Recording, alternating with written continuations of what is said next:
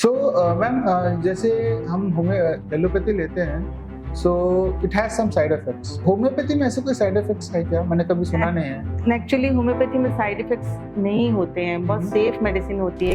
Ma'am homeopathy में गट health को कितना इम्पोर्टेंस है? Gut health actually human well being के लिए बहुत इंपॉर्टेंट है। But how does this affect the mind? ये थोड़ा सा मेरे ऑडियंस के लिए बताएंगे कि how mind and gut are connected. देखिए, हमारे जो क्रेनियल 10th क्रेनियल नर्व जो होती है, वेगस नर्व हम उसको कहते हैं। वेगस नर्व, हाँ ओके, जी। हाँ। वो नर्व जो होती है वो हमारे गट को सप्लाई करती है, हमारे हार्ट को सप्लाई करती है। सो होम्योपैथी में how do you treat hair fall? You directly treat the hair fall या फिर आप उस पेशेंट का हिस्ट्री समझते हैं, उसकी मेंटल स्टेट समझते हैं, ये करके ट्रीटमेंट एंड हेयर फॉल का ट्रीटमेंट है? हाँ, हेयर फॉल का ट्रीटमेंट है, बिल्कुल है। और हेयर फॉल का ट्रीटमेंट के लिए भी हम पूरी कंप्लीट केस टेकिंग लेते हैं, क्योंकि हेयर फॉल बोलने से तो हेयर फॉल है, ये सिंपल दिखता है कि भाई हमारे बाल ही झड़ रहे हैं, हाँ, और तो कुछ नहीं हो रहा। Homeopathy is safe for children and adults?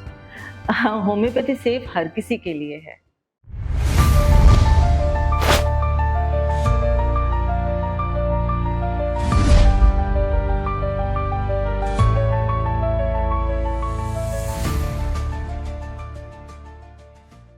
नमस्कार, मैं हूं आपका होस्ट एंड दोस्त डॉक्टर वाई श्रीनिवास और स्वागत करता हूं एक और episode of unsung heroes legends in spotlight. आज जो मेरे साथ जो गेस्ट है वो बहुत ज़्यादा स्पेशल है। स्पेशल इसलिए बिकॉज हम जनरली जब हमारी एज बढ़ती है तो हम डॉक्टर्स के पास जाते हैं एंड जब भी डॉक्टर्स की बात आती है तो हम जनरली एलोपैथी डॉक्टर के ही रिफर करते हैं। होम्योपैथी एंड आयुर्वेदिक का ऑप्शंस बहुत कम होता है एंड ये जनरल मानना भी है कि होम्योपैथी में आप जब मेडिकेशन करते हो तो बहुत ज़्यादा समय लगता है एंड वेयरएज एलोपैथी में you get very quick results. So आज जो मेरे जो गेस्ट हैं वो हैं एक होम्योपैथी डॉक्टर जो ऑलमोस्ट 18 to 20 ईयर्स से होम्योपैथी प्रैक्टिस कर रही है बिलासपुर में, और इनकी जो स्पेशलिटी है वो है हेयर फॉल को रोकना प्लस स्किन डिसऑर्डर्स प्लस आपके गट के जो प्रॉब्लम्स है उनको करना प्लस साइकोसोमेटिक डिजीजेस जो है उनको भी इलाज करना। और कहीं ना कहीं होम्योपैथी से you get medication which takes the disease from the root. So यही सब बारे में हम जानने की कोशिश करेंगे और आप इस एपिसोड में पूरी तरह से बने रहिएगा। ये एपिसोड उन सब लोगों के लिए है जो कहीं ना कहीं लाइफ में बीमार पड़ते हैं और हर इंसान बीमार पड़ता है, और ये आज के जो एपिसोड से आपको ये पता लगेगा कि किस तरह से हम अपने डिजीज को रूट से निकाल सकते हैं forever. So let me first welcome my guest. My guest is doctor Sangeeta Verma. Welcome ma'am, welcome to podcast. Hello sir, hello sir, and thank you so much, आपने अपना समय निकाला और मेरे पॉडकास्ट में आए। Thank you for having me here. मैं बिलासपुर में शादी के बाद से मैं यहाँ पर पे रह रही हूँ और प्रैक्टिस फिर मैंने यहीं पर पे स्टार्ट की है। अच्छा, सो थोड़ा सा इससे पहले कि हम अपने एपिसोड में और थोड़ा सा अंदर जाएं तो मेरे व्यूअर्स के लिए थोड़ा सा बता देंगे आपकी बैकग्राउंड, चाइल्डहुड, कहाँ से स्कूलिंग हुई? हाँ, मेरा I am born and brought up in Bhilai. Bhilai में मेरा बर्थ हुआ। मेरे पापा भिलाई स्टील प्लांट में जॉब करते थे। ओके। एंड मेरी एक छोटी सिस्टर है, मेरे एक भैया हैं और हम लोग वहीं पर पले बड़े। स्कूलिंग मेरी MGM English medium higher secondary school sector 6 में जो है वहाँ पर हुई। हाँ जी, वहाँ पर पे स्कूलिंग हुई है। कॉलेज मैंने रायपुर से किया है, होम्योपैथिक मेडिकल कॉलेज से मैंने अपनी पढ़ाई की है। फिर उसके बाद मैरिज के बाद since then I'm here and you are practicing from home. Yeah. Okay. So ma'am generally ये धारणा है कि लोग जनरली हम जब भी मेडिकेशन की बात करते हैं या कभी बीमार पड़ते हैं तो हमें केवल एलोपैथी डॉक्टर ही दिखते हैं और जनरली हम जाते भी वहीं पे हैं। होम्योपैथी में लोग जनरली हिचकिचाते हैं जाने के लिए, अगर मैं बोल पाऊँ तो। सो क्या मेजर डिफरेंस है होम्योपैथी और allopathy as per you, because now you have been practicing for last 20 years? ये मिथ था लोगों को कि पहले होम्योपैथी थोड़ा स्लो एक्ट करती है, बट ये मिथ ही है। होम्योपैथी बहुत फास्ट एक्ट करती है। अच्छा। अगर हमारे पास कोई पेशेंट आता है, मैं अपना एक्सपीरियंस बताती हूँ। मान लीजिए कि कोई पेशेंट आकर के मेरे बैठा, उसका मैंने बीपी अगर लिया बहुत हाई है, मैं उसको पहले एक मेडिसिन सिंगल डोज उसको एडमिनिस्टर करती हूँ और उसके बाद केस टेकिंग लेती हूँ। With in 5 to 7 minutes case taking में जितना टाइम लगता है, उतने में उसके बाद अगर मैं उसका बीपी चेक करती हूँ तो वो बीपी उसका नॉर्मल आ जाता है, तो विद इन सेकंड्स वो एक्ट करना शुरू कर देती है। तो ये मिथ है कि होम्योपैथिक स्लो असर करती है। क्रॉनिक केसेस में अगर हम जाएंगे तो वो अपने पेस में काम करती है। हम ऐसी कोशिश भी नहीं करते कि हमको उसका असर बहुत फास्ट मिले, बिकॉज क्रॉनिक डिजीज है। मगर अगर हम एक्यूट केसेस के लिए होम्योपैथी में जाते हैं तो हमको इतना फास्ट असर मिलता है कि यू कांट बिलीव कि इतना फास्ट हमको रिलीफ मिल रहा है पेशेंट को। तो ये मिथ है कि होम्योपैथिक स्लो एक्ट करती है, ये बहुत फास्ट एक्ट करती है। मतलब आपका कहना यह है कि क्रॉनिक केसेस में it will take time. Chronic cases तो देखिए क्या होता है कि क्रॉनिक केसेस ऑलरेडी क्रॉनिक है, वो बहुत पुराना है। और होम्योपैथी जो है वो जिस पाथ से हमारी बीमारी आगे बढ़ी है, हमारा जो डॉक्ट्रिन ऑफ प्रिंसिपल है वो ये कहता है कि उसी पाथ से हम वापस जाते हैं। मतलब जो सिम्टम्स हमारा पहले अराइव हुआ है वो लास्ट में जाएगा, जो अभी फॉर्मर आया है, नया सिम्टम आया वो हमारा पहले जाएगा, तो वो उसी पाथ से वापस जाती है। तो क्रॉनिक केसेस में हमको थोड़ा टाइम लगता है, और क्रॉनिक केसेस में आप किसी भी पैथी में चले जाएंगे, कहीं पर भी चले जाएंगे, it will take time. Acute cases में हमको उतना बहुत फास्ट रिजल्ट मिलता है।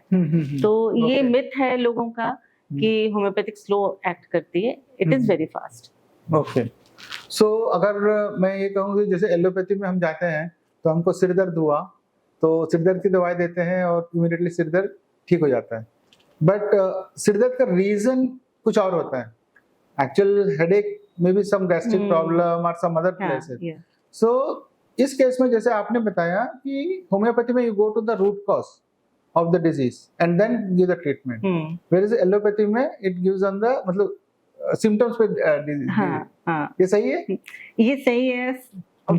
एलोपैथी सिम्टम्स के ऊपर डिपेंड करती है, ऑल्दो हम भी सिम्टम्स को देख करके ही मेडिसिन देते हैं। मान लीजिए हमारे पास पेशेंट आया जी, वो बोल रहा है कि मुझे राइट साइडेड हेडेक है या लेफ्ट साइडेड हेडेक है या फिर नैप ऑफ नेक में हेडेक है, तो हमारी मेडिसिन उसके हिसाब से चेंज हो जाएगी। तो हमारी बहुत हम इंडिविजुअलाइजेशन पर जोर देते हैं। हमारे पास मान लीजिए 4 पेशेंट हेडेक के हैं तो चारों की अलग अलग मेडिसिन जाती है। तो वो इंडिविजुअलाइजेशन हम करते हैं। तो ऐसा नहीं है कि हम दें और मेडिसिन और उसका हेडेक ना ठीक हो, ये बहुत फास्ट एक्ट करती है, वो ठीक होता है हेडेक। सो मैम जैसे हम एलोपैथी लेते हैं, so it has some side effects naturally, because इसका केमिकल्स रहते हैं बॉडी के अंदर में जाता है तो साइड इफेक्ट्स होते हैं। तो होम्योपैथी में ऐसे कोई साइड इफेक्ट्स है क्या? मैंने कभी सुना नहीं है। एक्चुअली होम्योपैथी में साइड इफेक्ट्स नहीं होते हैं, बहुत सेफ मेडिसिन होती है, क्योंकि होम्योपैथी जो मेडिसिन हम बनाते हैं उसमें फिजियोलॉजिकल डोज एक्चुअली नहीं होती है। हमारा जो बनाने का मेथड है, मेडिसिन प्रिपरेशन का जो मेथड है, उसमें हम पोटेंटाइज करते हैं, उसको डाइल्यूट करते हैं, इतना डाइल्यूट करते हैं कि उसका फिजियोलॉजिकल फॉर्म जो होता है वो आपको मेडिसिन में नहीं मिलता है। अगर हम टेस्ट करेंगे लैब टेस्टिंग में, आपको फिजियोलॉजिकली आपको अवेलेबल नहीं मिलेगी। लेकिन इसी प्रोसेस में जब हम पोटेंटाइज करते हैं उसको, उसी प्रोसेस में उसका जो उस पर्टिकुलर केमिकल है, जो भी सब्सटेंस है, उसका इनहेरेंट लेटेंट जो क्यूरेटिव पावर है वो अरोज हो जाता है। अच्छा, तो वो जो इनहेरेंट लेटेंट क्यूरेटिव पावर जो अरोज हुआ वो एक्चुअली जाकर के पेशेंट को क्योर करता है। इसलिए हम कोई फिजियोलॉजिकल डोज देते नहीं है और इसलिए हमको उसके साइड इफेक्ट्स सच नहीं मिलते हैं। ये थोड़ा सा मेरे ऑडियंस के लिए एक्सप्लेन करेंगे मैम? जो लेटेंसी पावर जो बढ़ जाता है डाइल्यूट करते हैं, तो थोड़ा सा ये समझ में नहीं आएगा मेरे को, लेमन लैंग्वेज में थोड़ा सा बता दें। ये एक हम जैसे मेडिसिन प्रिपरेशन के बहुत सारे तरीके होते हैं, हर पैथी अपना अपना एक तरीका अपनाती है। तो वैसे ही हम लोग भी, हमारे यहाँ जो हम प्रिपेयर करते हैं वो हम मेडिसिन को लेते हैं, पहले उसको 1 part of medicine 10 part of alcohol या कोई भी व्हीकल लेते हैं। अच्छा, अल्कोहल में जो हमारा रहता है वो अल्कोहल में बहुत प्योर अल्कोहल होता है, हाँ, उसको लेकर के हम उसको डाइल्यूट करते हैं, उसको शेक करते हैं। उसका शेक करने का भी टाइम हमारा है कि हमको 10 शेक करना उसको। उसके बाद ये उसका मदर टिंचर तैयार होता है, फिर उसका 1 part of that mother tincture हम लेते हैं, then again 9 parts of alcohol लेकर के फिर शेक करते हैं। तो फिर हमारा 1 पोटेंसी तैयार होती है। लाइक वाइज ऑन हम तैयार करते जाते हैं, तो 30 potency, 200 potency, 1 mcm, 10 m। That means जहां तक मैं समझ पाया हूं बहुत पावरफुल है। हाँ, ये बहुत पावरफुल होती है। हाँ, ये बहुत ही पावरफुल होती है मेडिसिन। बट हम अगर बोलेंगे कि इसमें फिजियोलॉजिकली वो कंपोनेंट आपको अब नहीं मिलेगा, बिकॉज हम इतना उसको डाइल्यूट कर चुके होते हैं कि वो हमको लैब अच्छा। टेस्टिंग में आपको नहीं दिखेगा। तो ओके। इसलिए वो इनहेरेंट, लेकिन ये जो जब हम शेक करते हैं तो शेकिंग में उसका इनहेरेंट जो लेटेंट क्यूरेटिव पावर होता है, उस पर्टिकुलर सब्सटेंस का जो क्यूरेटिव पावर होता है वो अरोज हो जाता है और वो फिर हम उसको यूटिलाइज करते हैं, वो उससे फिर पेशेंट। अच्छा, दैट्स व्हाई मैंने हाँ। होम्योपैथी डॉक्टर शेक करते रहते तो हमें समझ में नहीं आता था। Okay, you can relate it that. Okay okay, great great great. Ma'am, homeopathy में गट हेल्थ को कितना इंपॉर्टेंस देते हैं? देखिए, गट हेल्थ आपने क्वेश्चन किया है ना, gut health actually human well being के लिए बहुत इंपॉर्टेंट है। अच्छा। तो यस, होम्योपैथी में भी ये इम्पोर्टेंट है, बिकॉज हम ह्यूमन वेल बीइंग के लिए काम कर रहे हैं कि आदमी अगर बीमार पड़ता है तो हम उसको ठीक करने की कोशिश करते हैं।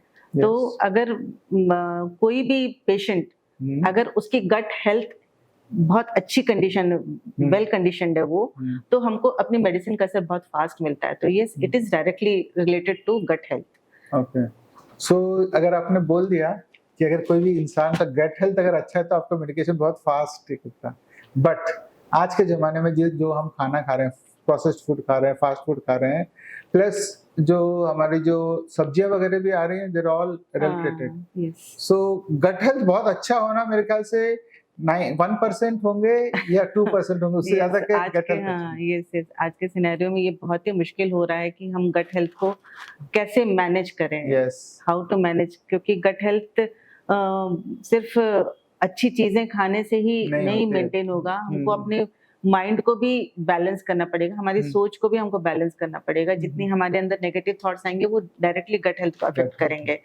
तो इसलिए गट हेल्थ को मैनेज करना आज के डेट पे थोड़ा टास्क है, बट हाँ, बहुत सारे लोग हैं जो मैनेज करते हैं अपने माइंडफुली, वो अपना फूड लेते हैं, माइंडफुली एक्ट करते हैं, उनकी सोच को भी वो अपना कंट्रोल में रखते हैं। तो उस तरह से वो आप गट हेल्थ को आप कंट्रोल कर सकते हो। वो हेल्दी रहती है गट हेल्थ बहुत से लोगों की, बट उसके लिए एफर्ट लगता है, बहुत एफर्ट लगता है। नहीं मैम, तो आपने एक और बात बोला कि गट हेल्थ आपका माइंड को इम्पैक्ट करता है। हाँ, तो ये मेरे ख्याल से मेरे ऑडियंस को, बहुत लोगों को पता नहीं होगा कि मतलब गट हेल्थ तो हम जनरली बोलते हैं कि मेरा स्टमक अपसेट हो, इंडाइजेशन हो गया, गैस्ट्रिक हो गया, एसिड रिफ्लक्स हो गया, but how does this affect the mind? ये थोड़ा सा मेरे ऑडियंस के लिए बताएंगे कि how mind and gut are connected. देखिए, हमारे जो क्रेनियल 10th क्रेनियल नर्व जो होती है, वेगस नर्व हम उसको कहते हैं, वेगस नर्व, हाँ जी, वो नर्व जो होती है वो हमारे गट को सप्लाई करती है, हमारे हार्ट को सप्लाई करती है, चेस्ट में पूरा हमारे इंटरनल ऑर्गन्स को, पूरे ऑर्गन को सप्लाई करती है। वो लॉन्गेस्ट नर्व होती है हमारी बॉडी की। तो वो एक्चुअली कम्युनिकेशन सिस्टम है। अगर हमारा गट अफेक्ट होगा तो डेफिनेटली वो सेंसेस लेकर के जाएगी ब्रेन में कि कुछ अनहेल्दी है, कुछ अनवेल है, तो वो डेफिनेटली आपके माइंड को अफेक्ट करेगा। यू विल नॉट फील, आपको अच्छा नहीं लगेगा। अगर ब्लोटिंग हो रही है तो आपको डिस्कम्फर्ट फील होगा। मान लीजिए कि आपको एसिड रिफ्लक्स हो रहा है तो आपको जलन होगी, मतलब यू विल फील स्ट्रेस, हाँ, डिस्ट्रेस होगा माइंड को। तो इसलिए गट हेल्थ हमारे मेंटल हेल्थ के साथ डायरेक्टली रिलेटेड है, बिकॉज वेगस नर्व सप्लाई करती है। So what you are telling is, मतलब हमारा माइंड एंड हमारा गट में ऑलवेज टू वे कम्युनिकेशन है थ्रू द वेगस नर्व। मतलब हमारा गट का इंफॉर्मेशन माइंड में जाता है और माइंड का इंफॉर्मेशन गट में आता है। Okay, so there is always a two way communication. Okay, so two things, my audience. One is vagus nerve, longest nerve of our body, and vagus nerve जो है वो हमारे mind और gut को connect करता है, and always there is a two-way communication between our mind and our gut. Yes, that's true, ma'am. Yeah. Okay, so ma'am, gut अगर खराब हो गया, अभी 95% लोगों का तो gut खराब है, and ये जो gut की खराबी है यंग एज में दिखता नहीं है, because metabolism वगैरह अच्छा होता है, organ strong होते हैं, but ये कहीं ना कहीं ओल्ड एज में जाके दिखता है। सो आप what type of food do you suggest? Food में तो देखिए, जितने प्रोसेस्ड फूड है वो चाहे बच्चे हो चाहे कोई भी किसी भी एज का हो, हमको अवॉइड ही करना चाहिए। हमें अपने बच्चों को प्रोसेस्ड फूड नहीं देना चाहिए। आप फ्रेशली कुक्ड फूड, घर का जो खाना है वो आप दें, फ्रेश वेजिटेबल्स एंड फ्रूट्स दें। एक नॉर्मल ह्यूमन बीइंग की डाइट जो होती है, जब हम बोलते हैं तो उसको दिन में 2 बार कम से कम सीजनल फ्रूट की डाइट जरूर लेनी चाहिए, एंड 2 डाइट उसकी सीजनल वेजिटेबल्स की जरूर होनी चाहिए। तो ये अगर कोई भी इंसान इसको फॉलो करता है, ये कोशिश करता है, मतलब मेरा स्ट्रेस होता है सीजनल पे ज्यादा। अभी मार्केट में अगर आप देखने के लिए जाएंगे, जो भी वेजिटेबल्स सीजनल है, आप उसको प्रेफर करें। तो ये बहुत हेल्प करती है। एट द सेम टाइम आपको अपनी थॉट्स प्रोसेस जो है उसको भी बहुत कंट्रोल करके रखना चाहिए। अननेसेसरी स्ट्रेस लेना, टेंशन लेना, ऑल्दो आता है आजकल, कहना और कहना और करना थोड़ा डिफरेंट चीजें होती हैं, बट वो दोनों का अगर हम कंट्रोल करके रखते हैं तो ये 2 वे सिस्टम है। तो आप माइंड को हेल्दी रखेंगे तो गट ऑटोमेटिकली हेल्दी होगी। गट को आप हेल्दी रखेंगे खाने पीने से और अपना रूटीन सेट करने से, तो माइंड भी आपका हेल्दी होगा। तो कहीं ना कहीं हमारे गट अगर हेल्थ खराब है तो इम्यूनिटी भी इम्पैक्ट करता है, मतलब गट इज, मैं कहीं पढ़ा हूं मैं, एक गट में आपकी इम्यूनिटी भी है, 70% of the immunity is from the gut, and also serotonin जो है 90% of it is from the gut. Is it true? Serotonin जो है वो काम करता हैप्पी है, हार्मोन। हाँ, हैप्पी हार्मोन होता है, आपके दिमाग को काम करता है। आप मेडिटेशन करते हो तो सेरोटोनिन सिक्रेट होता है, तो इसलिए बोलते हैं मेडिटेशन करें, आपको कामनेस फील होगी, जी अच्छा लगेगा। तो वो हैप्पीनेस वाले जो हार्मोन है वो डेफिनेटली इन सब चीजों से कंट्रोल होते हैं। अगर आप स्ट्रेस्ड हैं तो कॉर्टिसोल सिक्रेट होगा जो एसिड रिफ्लक्स बढ़ाएगा, एंड फिर वो आपकी गट हेल्थ पे असर डालेगा। तो ये तो फैक्ट है। सो कहीं ना कहीं अब मेरा एक्चुअली पहले अपना आंसर दे दिया, मतलब जैसे आजकल के लाइफ में stress is a normal thing. इतना स्ट्रेस है, मतलब बच्चों को स्ट्रेस है, बूढ़ों को स्ट्रेस है, मिडिल एज वालों को स्ट्रेस है, जॉब का स्ट्रेस है, तो स्ट्रेस भी इम्पैक्ट करता है हमारे गट हेल्थ को। बिल्कुल। ये थोड़ा सा स्ट्रेच करेंगे बिकॉज ये इम्पोर्टेंट है। लोगों को समझ में नहीं आता कि गट हेल्थ मतलब खाना खराब होने के कारण या इंडाइजेशन कारण नहीं, देखिए स्ट्रेस होने से क्या होता है कि अभी हम सेरोटोनिन एंड कॉर्टिसोल की बात करें तो कॉर्टिसोल सिक्रेट होता है, और कॉर्टिसोल सिक्रेट होता है वो स्ट्रेस हार्मोन होता है। उसकी वजह से हमारी एसिड रिफ्लक्स, मतलब एसिड का सिक्रेशन जो होता है स्टमक में, हाँ, स्टमक में एसिड सिक्रेशन होता है जो कि बढ़ जाता है, और अगर एसिड सिक्रेशन बढ़ेगा तो आपकी ओवरऑल जो हेल्थ है उस पर असर पड़ेगा। ऑल्दो एसिड सिक्रेशन नॉर्मल होता है हमारे पेट स्टमक में, डाइजेशन के लिए जरूरत है, बट ज्यादा डोज नहीं होना चाहिए, ज्यादा नहीं होना चाहिए और कम भी नहीं होना चाहिए। तो वो बैलेंस करके रखना वो जरूरी है। तो इसलिए वो directly related, mind and gut are directly related. So मेरे ऑडियंस, 2 चीजें हैं, एक तो आपका stress will actually impact your gut and gut health also impact your, जैसे मैम ने बताया, these two are connected and there is continuous communication, there are two-way communication always taking place. Yes. So ma'am, आपको ऐसा लगता है क्या, means if we maintain our gut, maintain our physical health, मतलब 2-3 चीजें, physical health, mental health and gut health को अगर हम मेंटेन करें तो हम एंटी एजिंग कर सकते हैं इंसान? बिल्कुल, ये बहुत क्वेश्चन है, बट नहीं फनी लग रहा है, बट ये फैक्ट है। अगर आप खुश रहते हैं तो आपकी एजिंग डेफिनेटली फर्क पड़ता है उस पे, कि फास्ट एजिंग नहीं होगी। लेकिन वहीं पर अगर आप स्ट्रेस्ड रहते हो तो आपकी एजिंग फास्ट होने लग जाती है। Okay, you can see it on your skin. Face पे, स्किन पे नजर आएगा, आपके हेयर पे नजर आएगा, आपके नेल्स पे नजर आएगा, एवरीवेयर आपको नजर आएगा। तो ये फैक्ट है। So anti aging is possible? Yes. So ma'am ने बताया, डॉक्टर ने बता दिया कि anti aging is possible. Only thing you need, don't have to have stress, you have to have good food, nice sleep and do some exercise, regular exercise. So आपके हिसाब से how important is lifestyle? आज के date पे आप जानते हैं lifestyle change हो गया, लोगों के स्लीपिंग पैटर्न्स डिफरेंट है, ईटिंग हैबिट्स डिफरेंट है, रात को 2 बजे सोएंगे, सुबह 10 बजे उठेंगे। So how important is being disciplined, self discipline बोल सकते हैं, and food habits. Self discipline and food habits जो है ना, ये फिर वही हम आ जाते हैं माइंड एंड गट में। कि अगर आपकी स्लीप नॉर्मल है, आप प्रॉपर 6 to 8 आवर्स की स्लीप ले रहे हो, सर्केडियन अपना रिदम मेंटेन कर रहे हो, तो आप हेल्दी, मतलब माइंडफुली, मतलब आप खुश फील करोगे कि हाँ आज हम उठे, फ्रेश फील कर रहे हैं। जब आप फ्रेश फील करोगे तो ऑटोमेटिकली वो सेंस आप पे जाएंगे, गट में जाएगा, तो आपका सारे सिस्टम, जैसे मान लीजिए कि एक पेशेंट आता है कि भाई मुझे पेट साफ नहीं हो रहा है, सुबह पेट साफ नहीं हो रहा है, तो हम उसको बोलते हैं आपकी नींद कैसी है। अगर नींद आपकी डिस्टर्ब है तो आपका पेट साफ सुबह नहीं होगा। बहुत से पेशेंट्स आते हैं कि मुझे बोलते हैं कि मुझे सुबह 4-5 बार जाना पड़ता है पेट साफ करने के लिए, बार-बार मोशन की अर्ज होती है, हाँ, डाइजेशन का इश्यू होता है। तो ये सब चीजें, बहुत सारी चीजें हमारी स्लीप से कंट्रोल हो जाती है। और आप एक्सरसाइज, रेगुलर एक्सरसाइज करते हो तो आप अपना मेटाबॉलिक रेट को मेंटेन करके रखते हो, तो उससे आपका एनर्जी लेवल भी बूस्टेड रहता है, तो आप मेंटली भी, मतलब जो भी आप काम करना चाह रहे हो उसके लिए अगर आपके पास एनर्जी अवेलेबल है तो आप लेथार्जिक नहीं फील करोगे, आप एनर्जेटिकली उसको करोगे, आप खुश फील करोगे। State of mind will change, you have a positive state of mind. तो अगर स्टेट ऑफ माइंड हेल्दी है तो नेचुरली वो इम्पैक्ट उसका गट पे भी आता है। तो डायरेक्टली रिलेटेड है, जैसे हम पहले भी डिस्कशन, तो हमने बहुत बात कर ली, माइंड गट कनेक्शन, वेगस में वगैरह की बात कर ली।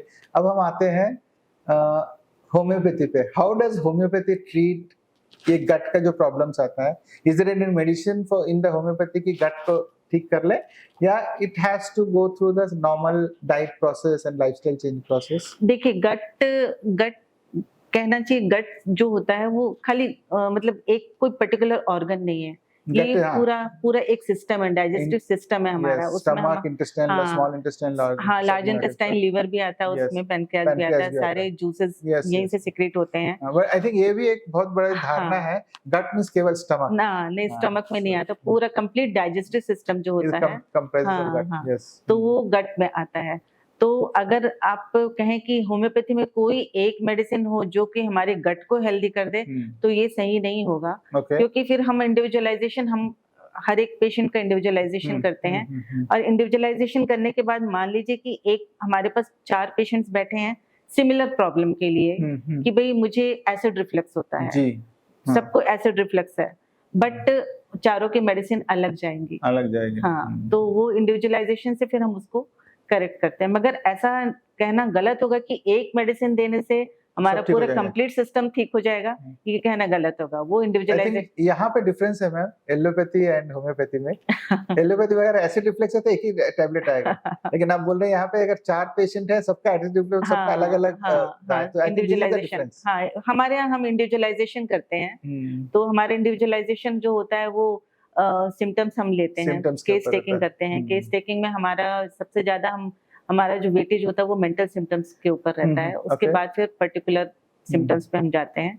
तो हम पेशेंट का इंडिविजुअलाइजेशन करते हैं, उसके हिसाब से फिर जो मेडिसिन उसको आती है वो हम प्रिस्क्राइब करते हैं। सपोज ये मेरा अभी क्वेश्चन है, मैं आपसे पूछ रहा हूँ, सपोज आपके पास पेशेंट है जो पिछले 1-2 साल से आ रहे हैं, अब जैसे जैसे बढ़ता है तो बहुत सारे प्रॉब्लम्स आते रहते हैं, so do you maintain a diary of each patient right from day 1?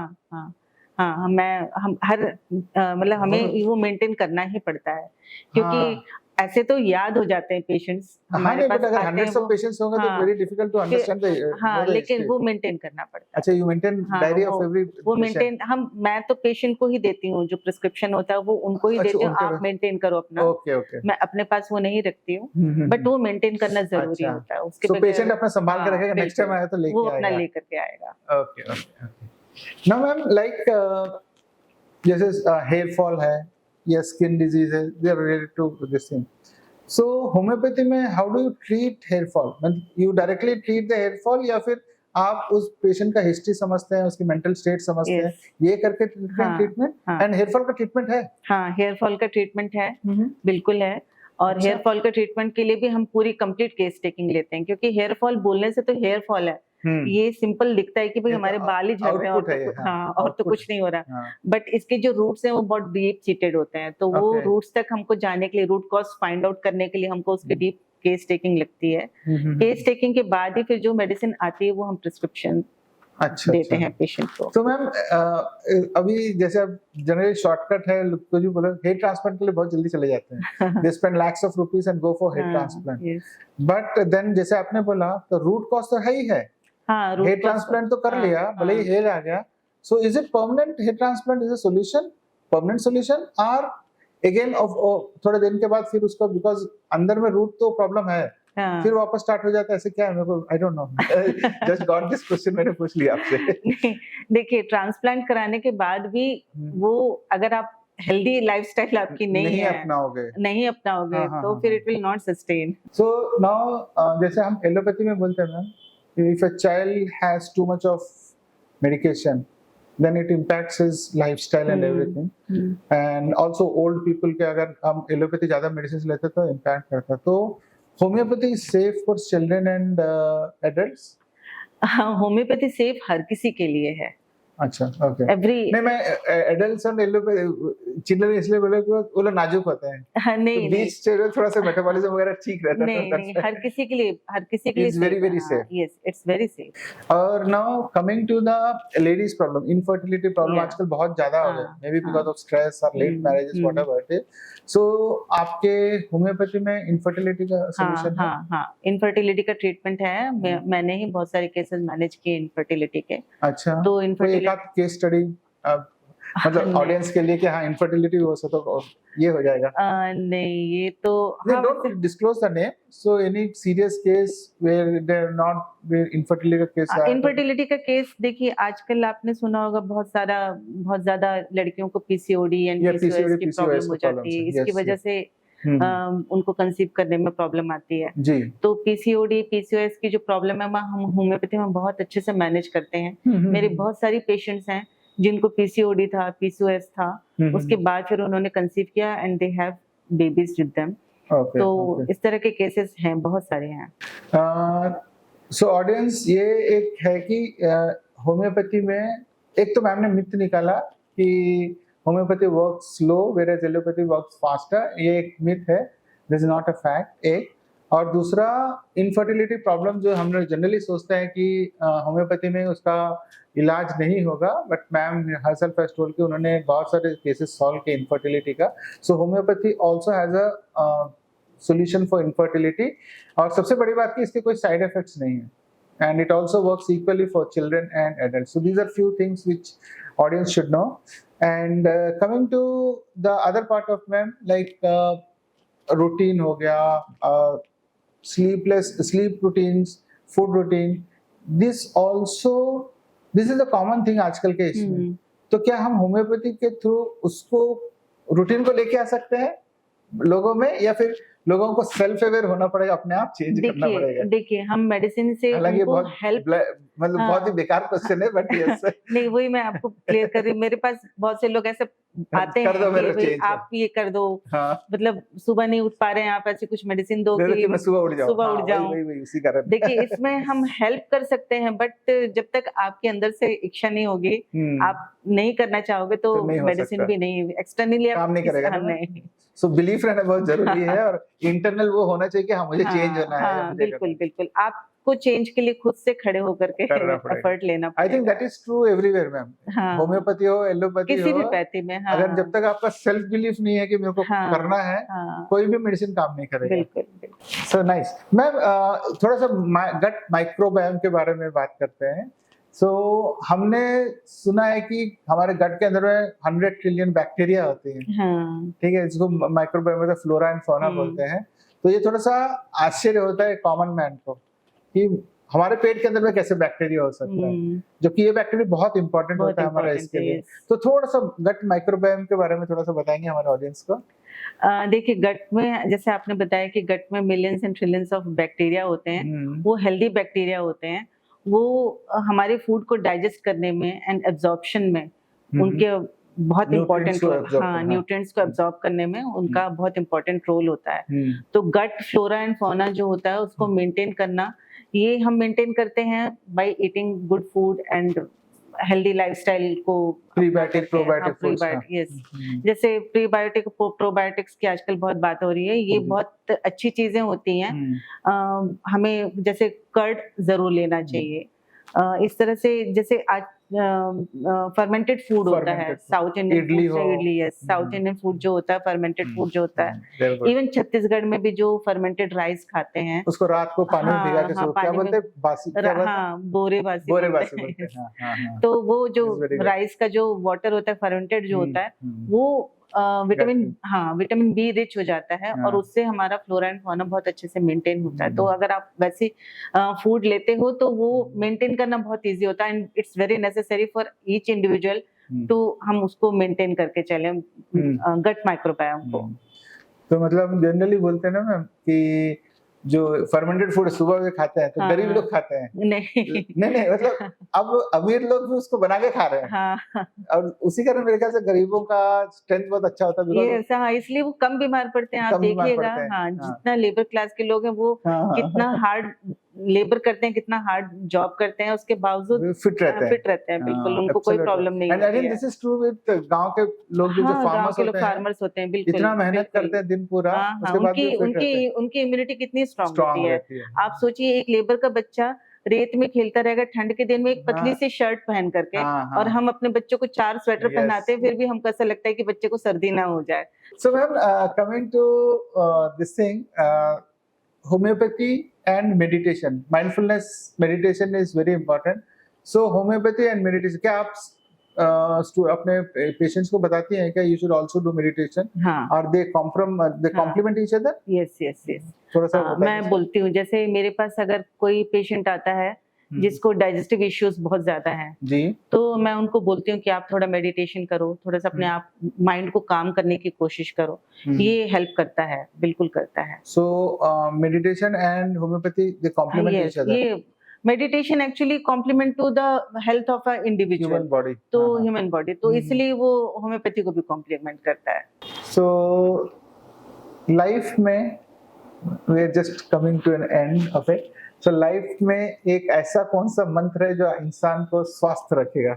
ऐसा कोई मंत्र है कि जादुई मंत्र? बिकॉज मेरे ऑडियंस को क्विक रिस्पॉन्स चाहिए, क्विक रिजल्ट्स चाहिए। सॉरी आजकल क्विक रिजल्ट्स ओरिएंटेड चीजें चल रही हैं। पेशेंस नहीं है ना मैम? पेशेंस नहीं है, मगर देखिए ये तो डेली प्रैक्टिस वाली चीज है, डिसिप्लिन वाली चीज है कि आपको सेल्फ डिसिप्लिन होना जरूरी है। और आप इसको ऐसे मत लें कि ये मुझे एफर्ट करके करना पड़ रहा है। एंजॉय करें। आप उस चीज को एंजॉय करें। अपना लाइफस्टाइल मतलब वो आपके दिमाग में उसका लोड नहीं होना चाहिए कि भाई मुझे सुबह उठना है या मुझे इतने देर एक्सरसाइज करना है या वॉक करना है, खाना खाने के बाद वॉक करना है, खाना मुझे इतना ही खाना है, भूख लग रही है उसके बावजूद ऐसा लग रहा है कि मैं एक और खा सकता हूँ, तो उससे पहले ही आप रुक जाएं। जब हम बोलते हैं कि आप पूरा 75% पूरा पेट फुल करके ना खाएं, तो ये सब चीजें जो होती हैं ये एक किसी भी इंडिविजुअल को बोझ नहीं लगना चाहिए इस चीज को फॉलो करने के लिए। अगर वो उसको बोझ लगने लगेंगे तो फिर वो उसको फॉलो नहीं कर पाएगा। तो उसका हेल्दी रहने का एक ही मंत्र है कि आप उसको अपने अंदर इम्बाइब कर लें, उसके साथ आप ढल जाएं। तो वो एक ही मंत्र है हेल्दी रहने का। नहीं, मेरे को हंसी इसलिए आ रही है मैम, जैसे हम स्कूल्स में रहते थे तो हमें बोला जाता था कि आपको ये होमवर्क करके लेके आना है, नहीं तो आपको पिटाई होगी। तो फिर उसमें हमको और बदमाशी होती थी कि हम नहीं करें वो। प्रेशर जब आता है तब करने की इच्छा होती है। Same thing is that, but हाँ, you should actually enjoy it and make it as habit. Yes, वो उसको आप हैबिट बनाइए और उसको एंजॉय करिए। उसको प्रेशर जैसे मत लीजिए, बोझ जैसा मत लीजिए कि ये मुझे डॉक्टर ने बोला है तो मुझे ये करना है। ये इस तरह से आप नहीं लीजिए। अपना मतलब सोचने का तरीका चेंज करने की जरूरत है बस। एक और भी बात होता है मैम, लाइक कोई भी चीज को आप अगर 21 days, I think psychology research द्वारा भी पता लगा है कि अगर एक चीज को आप 21 डेज कंटिन्यूअसली करते हो without break, it becomes a habit. So ऐसा कुछ है क्या होम्योपैथी में? नहीं, होम्योपैथी में ऐसा बोलना ये तो नहीं, ये तो होम्योपैथी तो एक पैथी है। अच्छा, ट्रीटमेंट का तरीका है। और जो आप 21 डेज वो हैबिट चेंज वाली चीज, वो लाइफस्टाइल की चीज है। नहीं मतलब जैसे होम्योपैथी में हम बोलते हैं ना कि होम्योपैथी दवाई खाने के आधा घंटा पहले आधा घंटा बाद कुछ नहीं करना चाहिए, लेकिन उसी वक्त खाने की इच्छा होती है। नहीं, देखिए होम्योपैथी में आपने बहुत अच्छा क्वेश्चन पूछा कि आधा घंटा वाला जो टाइम का वो है। एक्चुअली होम्योपैथी मेडिसिन जो होती है वो टंग में जो नर्व एंडिंग्स होती है उसके थ्रू काम करती है। बिकॉज हमारे पास फिजियोलॉजिकल डोज तो होती नहीं है कि पेट में जाए, डाइजेस्ट हो, एब्जॉर्ब हो, उसके बाद फिर वो काम करना शुरू करे। तो जैसे ही हम पेशेंट के टंग में मेडिसिन रखते हैं उसका काम शुरू हो जाता है विद सेकेंड्स। तो इसलिए टंग जब तक क्लीन नहीं होगी तो आपको मेडिसिन का असर नहीं मिलेगा। इसलिए हम बोलते हैं कि भाई जब आप मेडिसिन लें तब आपका मुंह साफ होना चाहिए और कुछ समय तक उसको वैसा ही साफ छोड़ दीजिए मेडिसिन डाल के। यस, इसीलिए हम वो आधा घंटा का बनाए हैं, तो उस वजह से ऐसा चलता है। बेसिकली मतलब अब कुछ भी खाते तो वो उसके हाँ, जो उसका जो रेसिड्यू अपने मुंह हाँ, माउथ में रह टेस्ट जाते हैं। आपका रह जाता है। मान लीजिए आपने हाँ। चाय पी है तो आपको 2 घंटे तक चाय का टेस्ट मुँह में रहेगा। यस यस तो यस मेडिसिन लेना तो आप माउथ पहले क्लीन करिए, उसके हाँ। बाद मेडिसिन लीजिए। और ओह मेडिसिन लेने के 10-15 मिनट बाद तक आप कुछ मत खाइए, बिकॉज इट ताकि इज उसका गोइंग टू ताकि उसका असर, क्योंकि वो काम उसको नर्व एंडिंग के थ्रू ही करना है, तो आपको ओह उतना टाइम देना पड़ेगा देखिए उसको। मैंने ऐसे फनी फनी क्वेश्चन पूछ लिए तो बहुत इंपॉर्टेंट चीज बाहर जी। आएगा ये मेरे को पता भी नहीं था ये अच्छा। Great ma'am so we are coming to an end ma'am so जाते जाते आप ऑडियंस को कुछ मैसेज देना चाहेंगे अबाउट होम्योपैथी जो मिथ्स हैं how homeopathy works how important and how effective homeopathy is homeopathy एक मेडिकल स्ट्रीम है। जी पेशेंट को ठीक करने का एक तरीका है, जैसे दूसरी पैथी से वैसे ही होम्योपैथी है। और ये बहुत ही सेफ और बहुत Quick है। कारगर तरीका है, क्विक भी है, कारगर भी है और सेफ भी है। तो मैं ये कहूँगी कि हर कोई होम्योपैथिक डॉक्टर्स के पास जा करके ट्रीटमेंट ले, बिकॉज़ उससे उनको साइड इफेक्ट्स भी नहीं मिलेंगे और बहुत सेफ है, और आज के ज़माने में जैसा हम देख रहे हैं जी रिलेटिवली चीपर भी है। तो चीपर तो वो है ही मैम वो आपको हर तरह से बेनिफिशियली होती है, क्योंकि आपको साइड इफेक्ट्स भी नहीं मिल रहे हैं, Side आपके effect- पॉकेट फ्रेंडली cheap भी हो है जाती cheap भी है, है हाँ हाँ पॉकेट फ्रेंडली भी हो जा रही है और at the same time fast भी है। तो इसलिए मैं ये कहूँगी कि आप होम्योपैथिक ट्रीटमेंट की तरफ जाएं।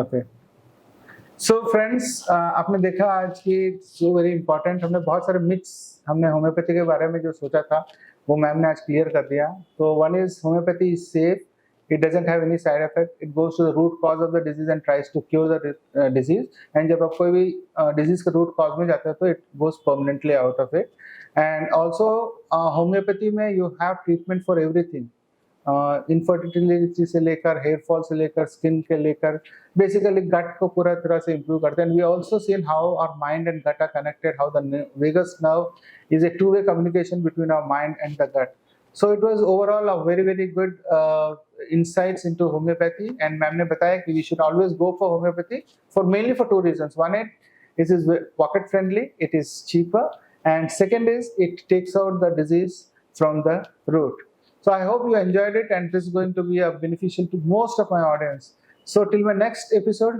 take care of yourself and Jai Hind